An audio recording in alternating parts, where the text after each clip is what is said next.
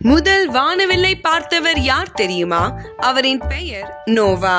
சுமார் 6000 ஆண்டுகளுக்கு முன்னால் உலகம் முழுவதும் ஒரு பெரிய வெள்ளம் ஏற்பட்டது.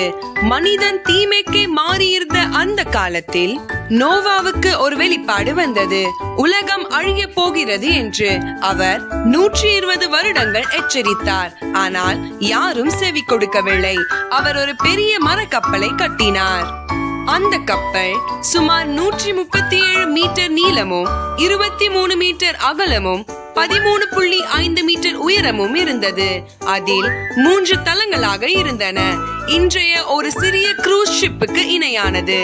அவருடன் சென்றவர்கள் நோவாவின் மனைவி நாமா, சேம், காம், யாபேத் என்ற 3 பிள்ளைகள், அவர்களது மனைவிகள், மொத்தம் 8 பேர்.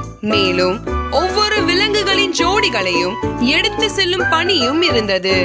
மழை பல வாரங்களாக தொடர்ந்தது. பூமி முழுக்க வெள்ளம். ஆனால் அந்த கப்பலில் இருந்தவர்கள் உயிரோடு இருந்தனர். பல நாட்கள் கழித்து நீர் வடிந்தது. அவர்கள் நிலத்தில் இறங்கினார்கள்.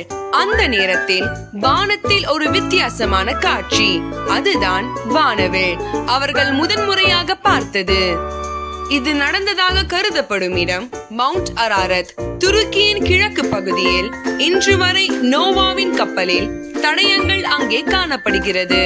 அந்த வானவில் வரலாற்றில் பதிவு செய்யப்பட்ட முதல் வானவில். அவர்கள் காத்திருந்து கண்ட புதிய நம்பிக்கையின் சின்னம். இனிமேல் பூமி முழுவதையும் அழிக்கும் வெள்ளம் வராது என்ற வாக்குறுதியின் அடையாளம். வெள்ளம் முடிந்தது. புதியதோர் தொடக்கம் ஆரம்பமானது.